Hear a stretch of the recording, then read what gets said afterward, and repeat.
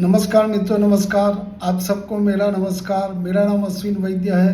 आज मैं आपको शायरी सुनाने जा रहा हूँ। जीना चाहा तो जिंदगी से दूर थे हम, जीना चाहा तो जिंदगी से दूर थे हम, मरना चाहा तो जीने को मजबूर थे हम, मरना चाहा तो जीने को मजबूर थे हम।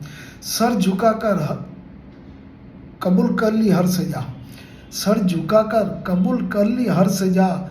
बस कसूर इतना था, बस कसूर इतना था कि बेकसूर थे हम, कसूर इतना था कि बेकसूर थे हम। ना मिलता गम तो बर्बादी के अफसाने कहाँ जाते, दुनिया अगर होती चमन तो वीराने कहाँ जाते।